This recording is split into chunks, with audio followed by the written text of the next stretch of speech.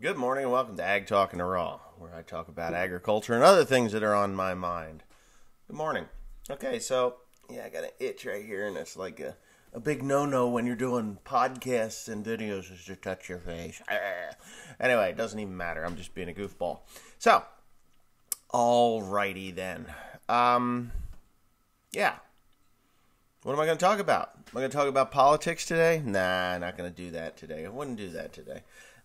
But we will talk about whatever I feel like doing, and that is the comment section. And I know, I just love the comment section because there's some real good ones on there. There's some good questions, and there's some good, responses, and then there's always the occasional jackass. So you gotta love the jackasses. So anyways, it's raining again here, so we'll talk about the weather a little bit here in New Jersey. It is raining again. We have just had another 2.5 inches of rain in the last couple of days since the last Ag Talking Raw, which was, what did I do that on, Saturday or Sunday? I think I did that on Sunday. I think it's Sunday. Oh man, my face itches.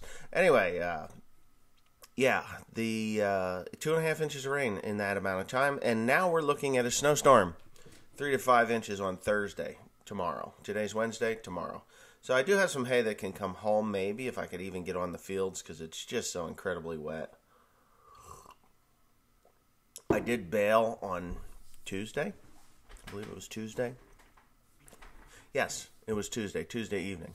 So I did bale a little bit of hay. It was like 12 acres on sandy soil where it drained out quite well. And the hay was actually pretty damn dry. I was shocked. But, it's just one of those things. You gotta do what you gotta do. And the outside rounds were damp. The inside of the field was dry. So you cut it baled really easy. I was quite surprised. So now we're back to this snow pattern. Now, it can snow this time of year. Snow falls, and it dries up pretty quickly, or melts, or evaporates pretty quickly. So I'm not really concerned about the snow at this time of year. Now, when it gets into January and it starts snowing, late December, January, that's when you really have to start worrying about it. I can bale hay pretty easily in December without worrying about snow sticking around for very long. But once it gets into early to mid-January, that's when it's going to stay for a while. And, February snows stay for a long time, like the whole entire month, So February is really the coldest month of the year. If we could get into February and it freezes solid, I'd be okay with that. My problem is that I'm supposed to be going to the Philippines in February. That's just my normal vacation time, when I'm able to take a couple, 3 weeks and just say, fuck it all and do whatever I want. Well, this year it's looking like I'm not going to be able to do that. I told Teresa that if I get 90% of what I have left done, that we would go anyway. But the problem is usually when we go in February, it's the last hurrah of winter. And if I've got 10% left in the field, then it's just going to be a nightmare to get it off, if I get it off at all. Maybe just throw fertilizer back on it and go for a second, make that hay early and see if I can get a good second cut off of it. It's just a mess. This year's been a disaster. So, in other news, my new baler, my new Krona, as they say, Big Pack, 1290 high speed, HD high speed is going to be here probably tomorrow or Friday. Will be delivered this week. So, so that's coming. The new Bale Runner 16K, that will not be here until spring. It'll probably be out at Messick's in the next week or so. They were going to ship it out pretty quickly, but it'll be out at Messick's in the next week or so, and then they're going to take it to the Keystone Farm Show in January. So the Keystone Farm Show is, if it's frozen out during the Keystone Farm Show, I will not be there. But if it's not frozen and I can't make hay, then I'll be out there. The Heston I've sold. I sold the Heston baler. I haven't been paid for it yet, but that's coming today or tomorrow. And then, that's just the way that goes. I sold it to my neighbor up here. He watched me do all the work on it, and he seemed to be quite excited about the baler. And so I told him what I wanted for it, and he said, okay, no problem. And yeah, so the check will be here either today or tomorrow, and then he can have his machine. And the reason he can have that machine is because I am removing the. I need it out of my building so I can get that brand new Krone in the building. So today I'm going to move some equipment around. Antique tractors go back down in the antique tractor building, which nobody ever sees, but there is an antique tractor building. So I'm going to move everything down there, get it out of the weather, and things should be okay. So that's what's going on here. Yes, I have gotten the contract to bale the straw. It is a very large contract. I spoke with them yesterday. They picked up another 1,800 acres of straw and counting. So hopefully when this is all done, they have well over 30 to 35,000 acres of straw to bale. I will not be the only person down there baling straw, but I strive to be. So if this works out this year, that I do a good job and everybody's happy with what I've done down there, then maybe some of the other guys can, they just shove them off to the side a little bit, and I take over the whole operation of baling straw for these guys, or at least the majority of it. That's just my ambition. So, I mean, in the end, if it doesn't work out, then I'm kind of in a little bit of a pickle. But yes, a little bit of a pickle, but not really. I see that the price of hay is going to be going up this coming year. Just for the simple reason is nobody got it made. I mean, I've driven around to my neighbors that do mulch hay, and my own mulch hay, and other people. I was up in Pennsylvania here day before yesterday, and those guys, there's a lot of mulch hay out there that hasn't gotten made. So I did see that brush hogs got pulled across several of the fields. So there's a lot of mulch hay out there in the on the eastern seaboard, let's put it that way, that has not made it down to the mushroom barns or the composters. Hasn't made it into a bale to do that. Now, I've done fairly well. My bale counts are over 7,000 bales. About halfway done, I would have to say, maybe a little bit more than halfway done, which the magic number to keep me from going bankrupt is 9,000 bales. It's 9,000 bales. So, Tevin, I've got about 2,000 bales to go before when I'm happy that I'm not going to go bankrupt. So if I hit that 9,000 bale mark, anything above 9,000 bales is, that's where I'm able to pay my bills quite comfortably and go for, different pieces of equipment after that. So once I hit that 9,000 bale mark, I'm a happy camper. I'm 2,000 bales shy of that. I have no problem making that hay. It's just the weather, So if you're praying out there for rain against me, like maybe the guy across the river, no, he's in the same boat as me. That was a joke. Hopefully he doesn't take it too bad. But anyway, if the if the weather straightens out, then it'll be an easy, smooth sailing run because we've had killing frosts. So the hay is done. It's stopped. Any of the green grass that's in it has stopped growing. So it's going to start to die back, and all the nutrients that are up in the top of the plant will start to are migrating back down into the root zone, which is good, because that's where it needs to be to carry the crop through the winter. And if I cut it off too short, then I'm going to have a problem. So I'm actually going to have to cut it back a little bit higher than normal. Because I don't want to hurt the crop. So, yeah, so that's what's going on this side of the world. A lot of guys have asked me what I'm going to be running the new Krone with. In North Carolina, I'm going to run the new Krone, and that's where I'm going, North Carolina. I guess I hadn't let that cat out of the bag. I don't know, but North Carolina is where I'm going. But where I'm it's flat land, so I'm going to take the 7810 and put it on the new baler. 7810 is about 175, 180 horsepower tractor. The minimum horsepower rating for that tractor is 180 horsepower. So, I'm on the low side, but there's a lot of those tractors out there that pull Krone big packs. even the Heston 4x4s. The 7810 is a very capable tractor. When I come up here, I'll probably have it on the 8120. 4960 is not heavy enough to carry that tractor. It does not have a auxiliary brake system on it. I was thinking about putting it on the 7530 while I'm up here, because the 7530 does have the brake system. The 8120 does have the brake system. I could very easily pull the loader off of this baler, hook it up. I have the brake system already on the 8120. It works wonderfully. So, that's where that will be. It's either one of those 3 tractors for up here. I could put duals on the 7810. I don't know if I can get that external brake kit yet or not on the 81 or the 7810. If I can, I'll put it on there and I won't have any fear of pulling anything, but I will have to put duals on it, because the 7810, as you know, has only 18 442s on it, and I think they're 520/30s on the front. They're pretty narrow. 460/20s or 460/30s on the front.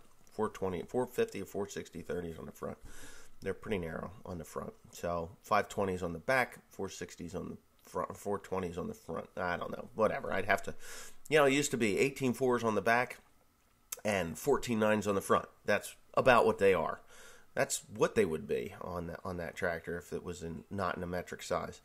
So that's still up in the air as to what tractor I slap that bitch onto. Kind of excited about it, though. I mean, 2 Krone balers are going to, rip across the fields. And, the Heston was okay. It did okay. It made a nice bale, really nice tight bale.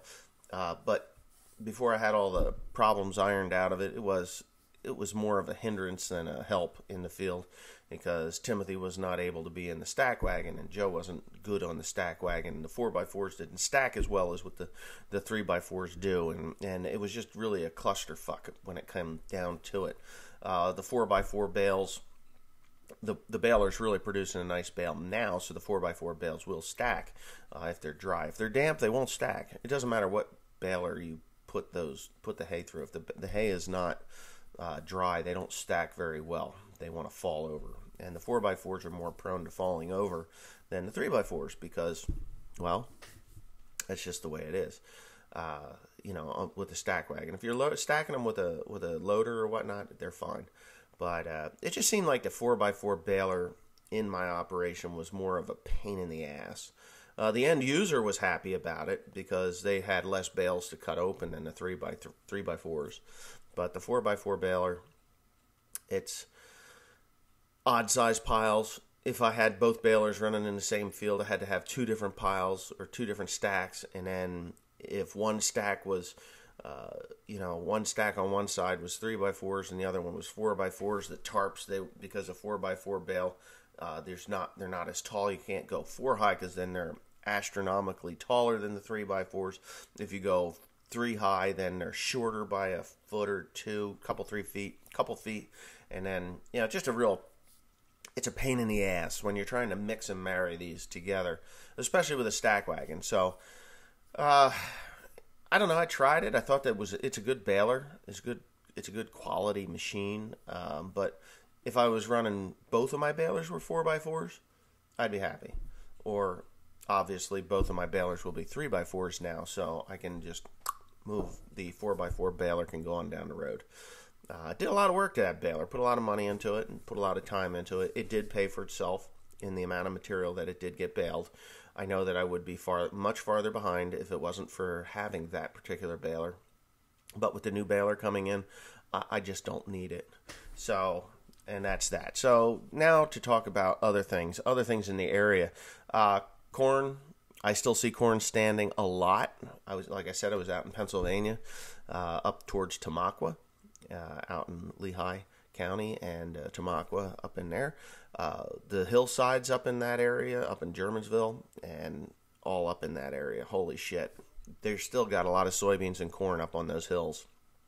And locally, the combines were running pretty steady here locally on the soybeans. Not much corn grown here. I know that neighbor cousin of mine, he's got corn out that's flat as a pancake.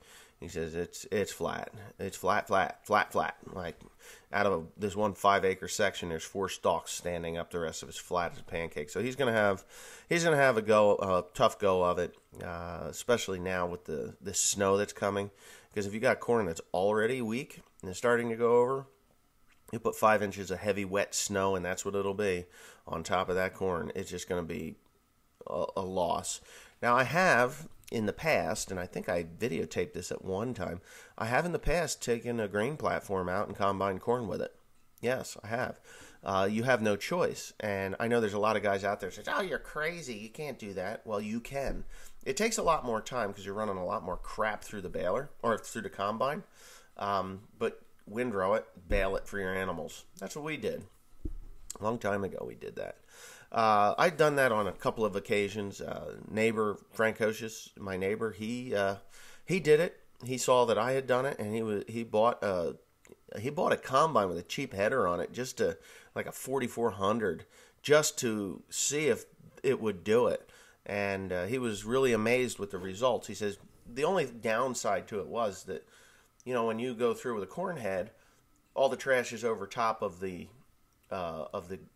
ears of corn that have fallen off the stalks. He says, but with a grain platform, I think he had a 16-foot grain platform on that thing. Might have been a 15.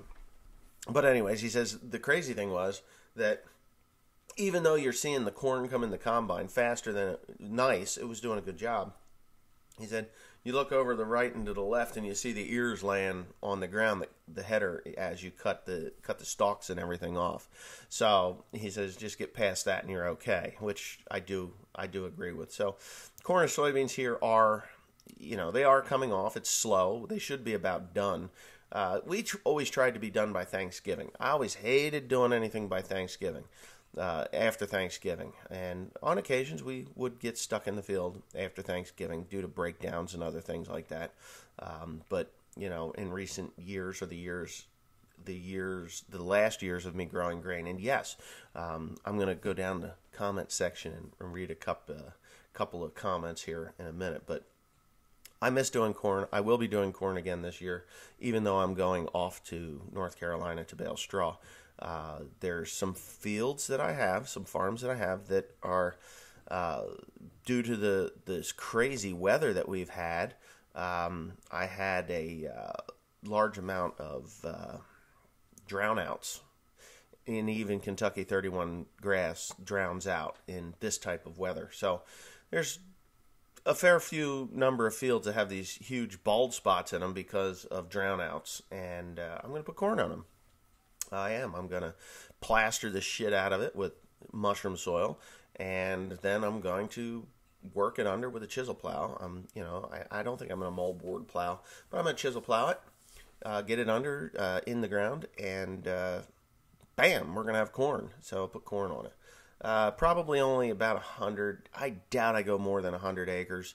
The home farm, there's huge voids on the home farm because there just is.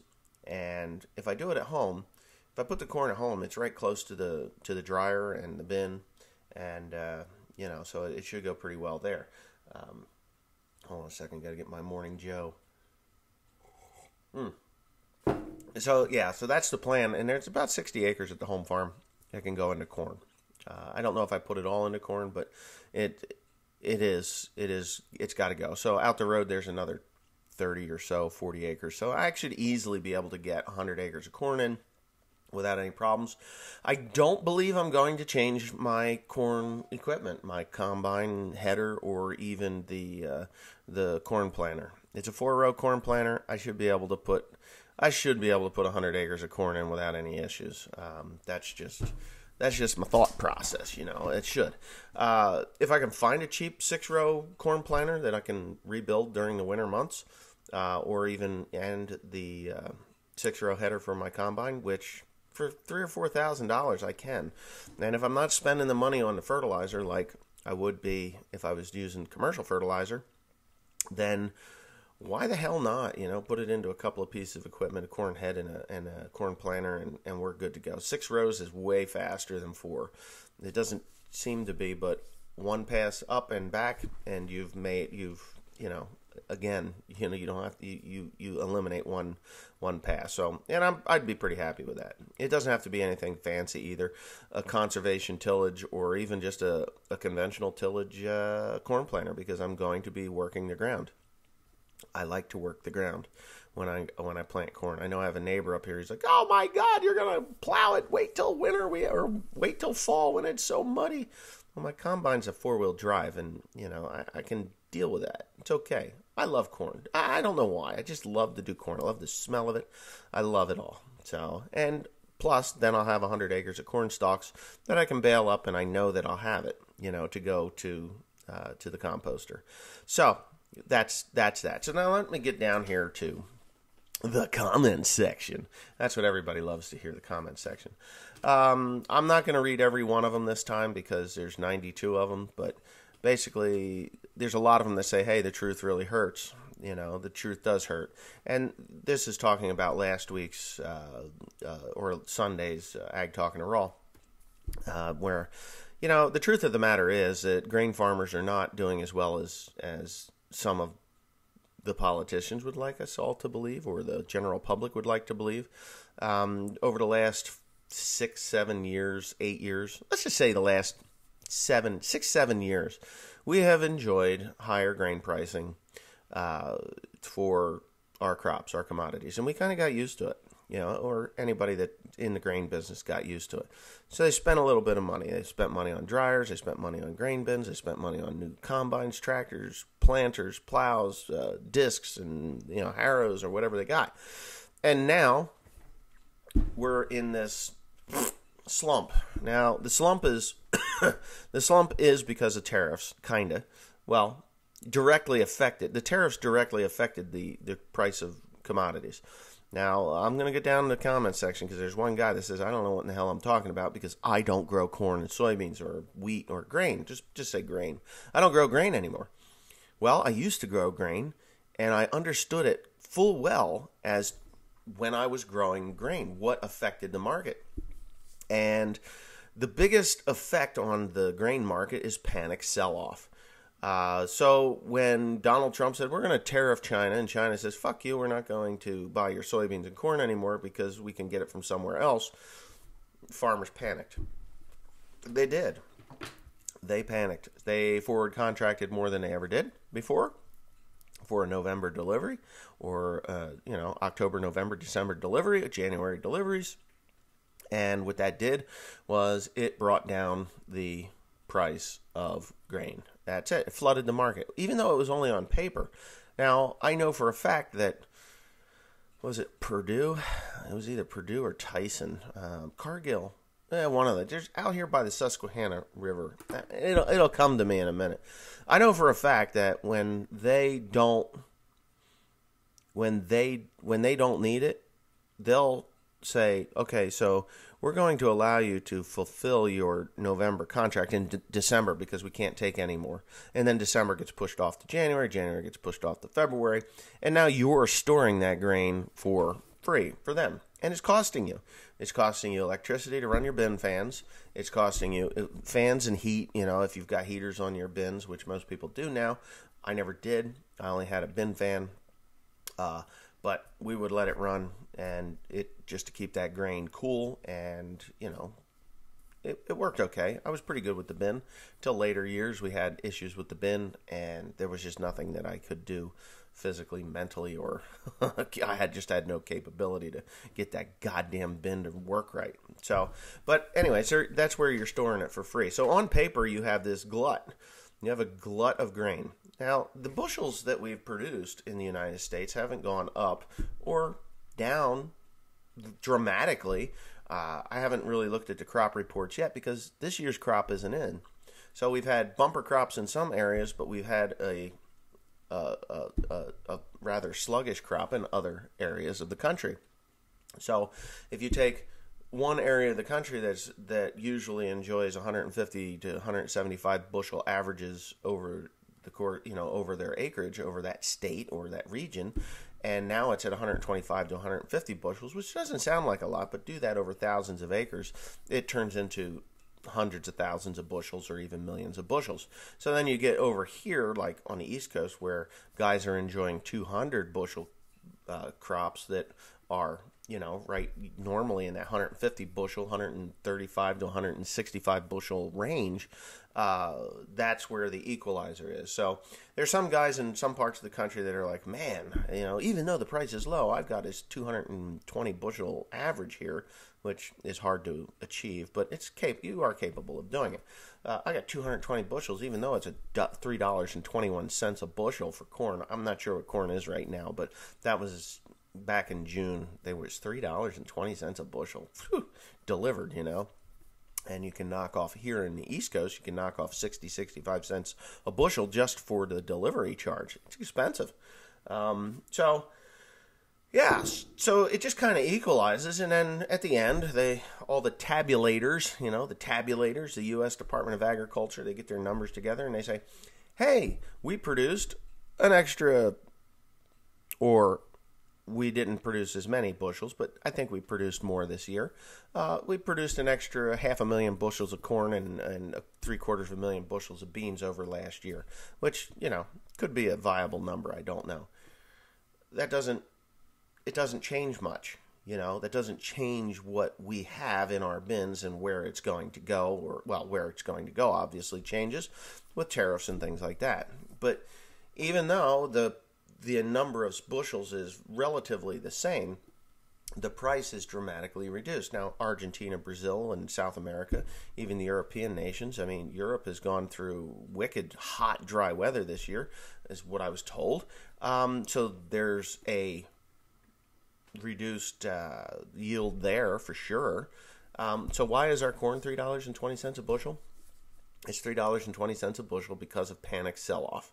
Now, when China says they're not going to take it, okay, China don't take it. Fuck you. It doesn't matter.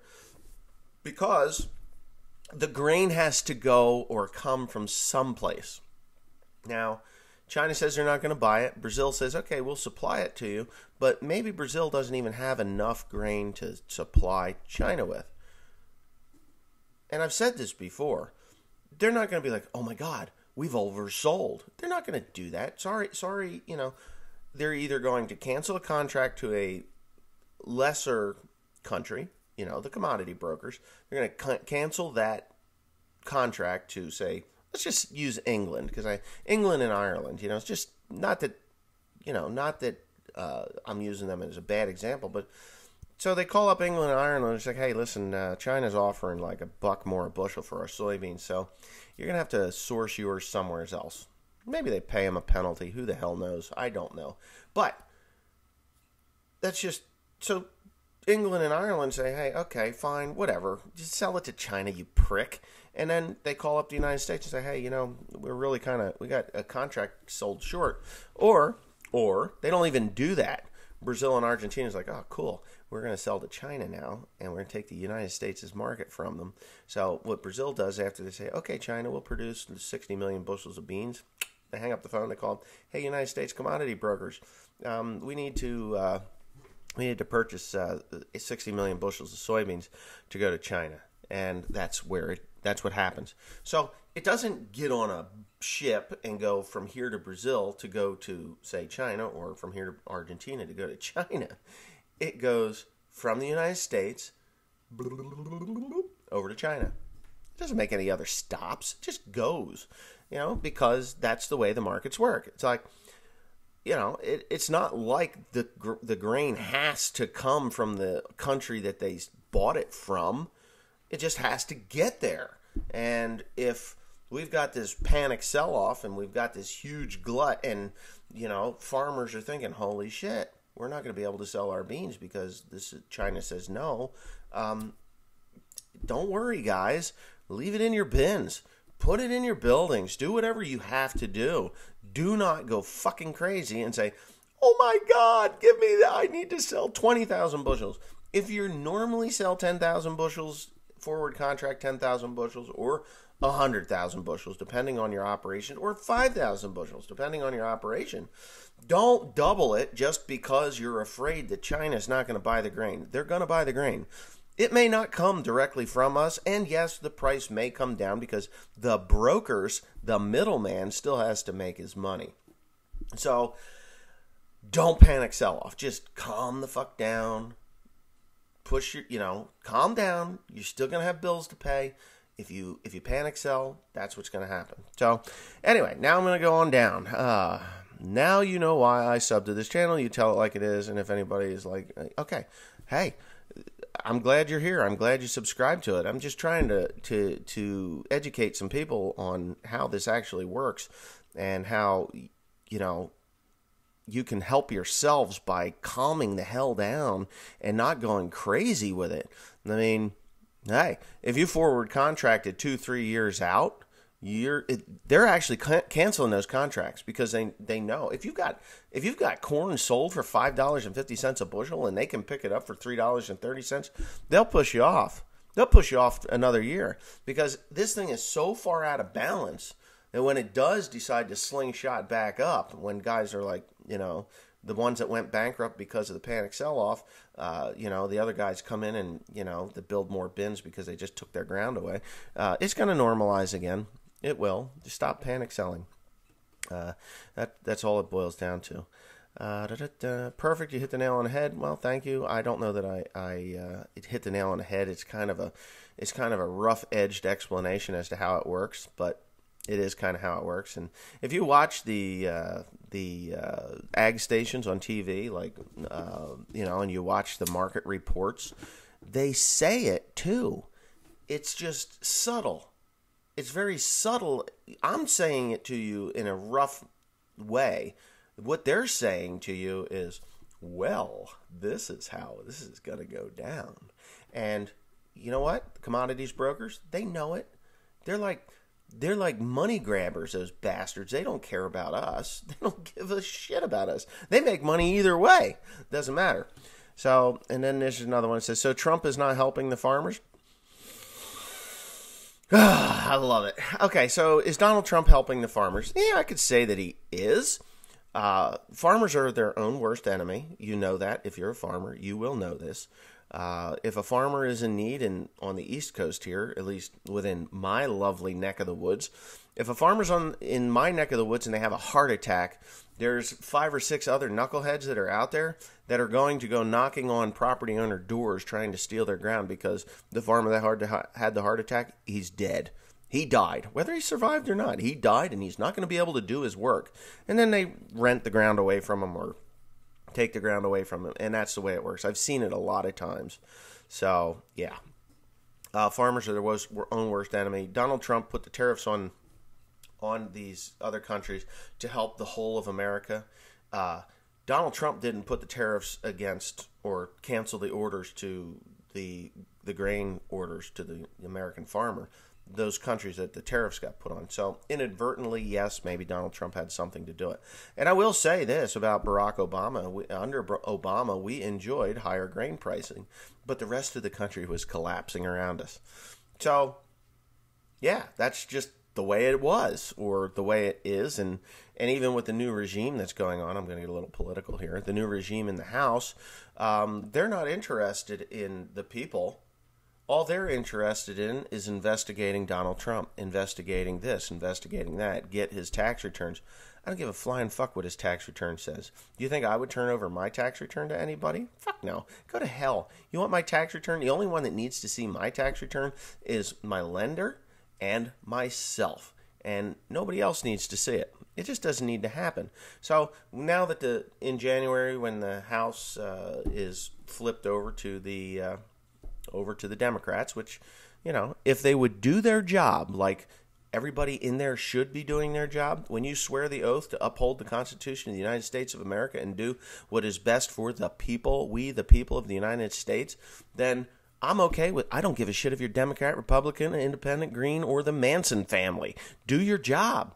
Do it and do it well. Make sure that me, the lowly peasant that puts seed in the ground and tries to scratch a living out of the dirt, is taken care of, just like everybody else in the country. This fighting, this obvious attacks on the president of the United States. Could you imagine if, when the Republicans came into office, into the Senate and the House, if they would have mounted an attack against Barack Obama? How would that have went down? How would that have went down? It would have been a bloody mess. So, anyways, enough of the politics for that. So, is Donald Trump helping the farmers? I don't think he is. I don't think he is hurting us directly. I think that, someone has to take the lumps. And what's the best way to cripple a country? Hurt their food. Everybody eats. Everybody eats. Everybody shits. Yeah, that's it. That's it. So, hurt the farmer. You hurt the farmer, maybe food price will go up. I don't know. Who knows? You can still afford new machinery, unlike most farmers, Wes. I am willing to step out on a very thin limb and take a chance where a lot of farmers don't. You'll see some farmers taking risks, that quite calculated risks. I have a contract with the composter to go bale the straw. Okay? So I have that contract. I am pretty much safe. So that contract got me the money to purchase the new equipment so that I could go and do the job and get paid very well for. Hopefully. If everything goes well, it goes well. So I'm a risk taker. There's a lot of guys that aren't risk takers. They're more than happy to be driving around in old 4020s and 4320s and 4430s and 4440s and being happy to do it. And I'm happy for you. If you can make a living doing that, great. Kudos to you, those. But I need to get stuff done faster. I need to get it done efficiently so that I can, get my goals in my life completed. Farming has been okay to me. There's been some rough times and some tough times, and I've owed people money, but I always manage to get them paid. But this contract that I have here, I think it's going to turn into something much larger. Like I will still continue to do my hay here in New Jersey, but I will be a custom operator in other states, running probably multiple balers, other than, more than two. If this goes well this year, I will purchase 1 or 2 more balers for next year, and then my business will expand. And I will be putting this out to you, experienced operators that are wanting to get out of farming or have been out of farming, retired, and want to do something within farming, the farming life, or the farming lifestyle, as I should say. Then you can come work for me. I 1099 you, give you a check at the end of the run, and out you go. See ya. So, and that's how that's going to work. But, it would, for 6 weeks out of the summer, big deal. I've been sitting on my ass for 6 weeks waiting for rain to stop. So what's the big deal if I'm actually doing something for 6 weeks, come home and then work until December, January, getting hay made here. Yeah. Oof. So anyways, I ain't American, but I believe what you say. It's the same here in the UK. We have no idea what will happen with Brexit. Brexit is probably the best thing to happen to you, and I'm just an outsider looking in. Your country is being overrun by people that want to do you harm. It's quite evident. Not all people that want to do you harm, but you have open borders, man. How's that working out for you? I mean, London looks like Pakistan, okay? I've been there. You go in there, it's like, oh my God, a white guy. The rest are foreigners. That when I was there in 2014, it wasn't like that. I mean, God, I know what open borders will do, and so do you. Okay. Brexit will only get worse. It's those Muppets who are in charge of the world's release. When will the world realize that it's at some point in your life, you need a lawyer, a doctor, but every day you need a farmer? That is true. That is very true. Unless you're growing your own food, which I don't even grow my own food, Teresa goes to the grocery store. I don't go to the grocery store, but Teresa does. I go with her when she asks me to. Okay, so here's this guy. Who cares? Now, who cares can be a real pain in my ass, but I'm going to read his comment because This is worst case scenario. And there's only two people that watch there's several people that watch my channel that are always into the worst case scenario. But I think a major reset needs to happen. That's a worst case scenario. Too many people have forgotten where the food comes from, which I agree with. The price of food will have to come up. Problem is, the population can't really afford it because the dollar has depreciated so far. Excuse me? No. The dollar has depreciated very far. But the person that feels this burn the most is the farmer. We buy at retail and sell at wholesale, right? So when you're buying everything at retail, buying a tractor at retail, buying a baler at retail, buying a corn planter at retail, everything at retail, it's fertilizer, retail. But then when you're done, you've got this wholesale commodity. And you have to sell it to a broker because, let's face it, nobody's even going to talk to a farmer about buying their grain unless it's a specialty crop. You sell to a wholesaler broker. That broker sells it to the end user or the end processor, which in turn triples his money. And then the end user is the one that pays the price. So the farmer feels that the most, more than anybody else. Now, a consumer, whether a consumer can purchase food three different ways: gourmet, average, wholesale. Okay, so gourmet is like your high-end grocery store, the high-end grocery store. The average is like your ShopRites, your Food Lion, if you're in that area, any food grocery store where you can go, and they run that can sale in February, and you do all these different sales that go on throughout the year where you can stock up, or you go to a wholesale marketer like Costco. Costco is a great place to go. BJ's, great place to go to get whole foods. So you save up your money, you buy a month's worth or 2 months worth. Your dry goods you can stock up on and get them rather reasonably.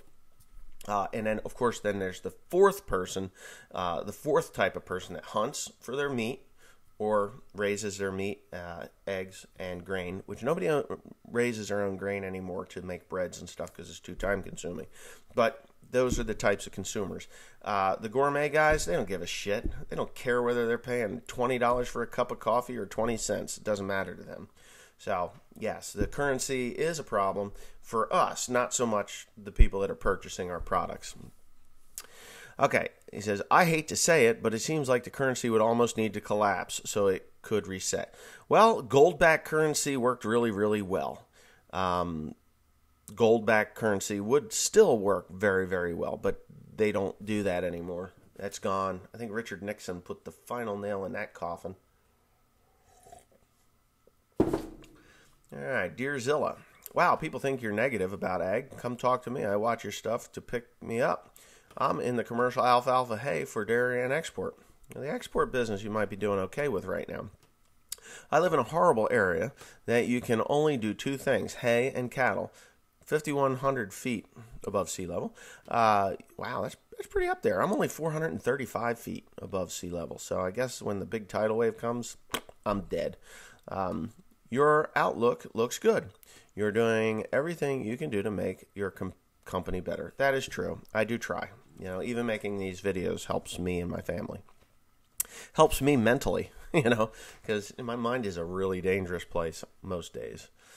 Oh, there's this one. What the hell? Oh, here he is. All right. So this is the one that really bakes my noodle, and it'll probably be the last one that I put up because, well, maybe I'll talk about another one. 6.5 Creedy. Well, 6.5 Creedy, you're right. I'm full of shit. I don't know anything, but I'm going to read it because it's kind of fun. I got a laugh out of it anyway. I sure hope the majority of people that watch this understand that about 1/8 of what this farmer says is true. 1/8. Only 1/8 is true. This guy does not own anything close to what this guy says. Each individual farm situation is different. Very true. That's the most truthful thing that you've said so far in this sentence or paragraph. This guy is full of shit when it comes to knowing anything about our crops going overseas because he is not a food row crop farmer. Well, that's not entirely true. I used to grow corn and soybeans, and corn, soybeans, and wheat. And the only reason that I did quit doing that wasn't because of pricing; it was because of the wildlife and the cost of inputs and wildlife. It just wasn't worth it to me. So I went to where the money was for me. Don't believe a word this uneducated, arrogant, clueless idiot says about anything overseas.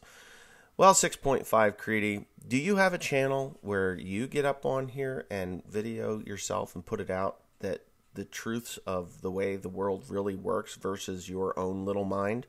I don't think so. I mean, it is quite credible what I'm saying because that's just the way it is. That's the way it works. I mean, what do you think? That there's another continent somewheres that China can say, hey, you know what? We're just going to buy it from these people here, or we're just going to grow it there ourselves. South Africa, actually, is where China is purchasing farms to grow their food for them. I heard that a long time ago. But you know what? 6.5 Creedy, I think the only ignorant one here is you. And that's okay because, you know what? It takes all kinds to make the world go round. I may not get it right 100% of the time, but I'm pretty sure it's a little more than 1/8 of what I'm saying is the truth. The truth of the matter is you probably panic sold your crops and you are now suffering the effects of that. That's what I see in your comments there.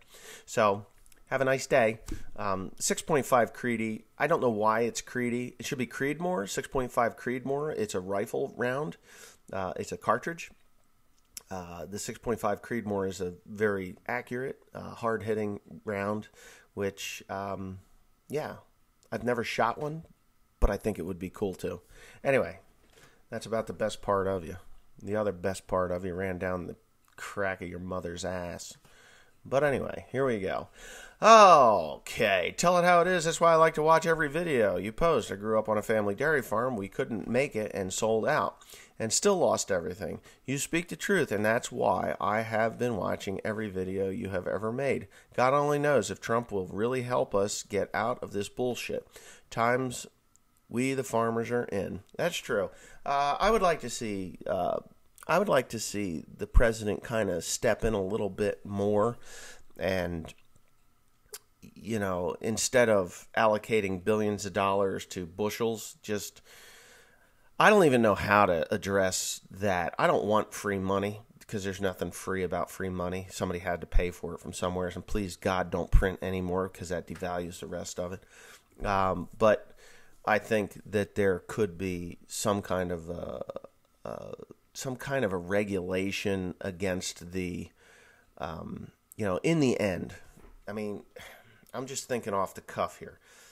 But in the end, if you've got a crop that is grown and the bushel count is so close to the previous years before it, and the price in the previous, say, 5 to 8 years was at a level that was up here manageable, where we could buy land, we could buy, pay our rent, pay our equipment bills, pay all this stuff. That's Carl. Then it would be great. But it would be great if he could say, hey, you know what? Just because they panic sold doesn't mean you have to rape them, and put a stop loss on the amount of money that they can get away with, giving us. I don't know. Because in the end, the guys who have held their grain at, June, July, all that grain is going to be moved out of bins, it's going to be sold off, it's going to be shipped out all over the place, and then it's going to be like, hey, wait a minute. Hey, dong, dong, dong. These bins are empty. What are we going to do now? And then there creates a demand. And the demand is where those guys are going to make the money. So hold off if you can. But yeah, regulations never help anybody. Just like tariffs, they may help the producers of these goods that are being tariffed. And holy shit, I got 50 minutes into this thing. Anyways, with that being said, thanks for being here. I hope you enjoyed it.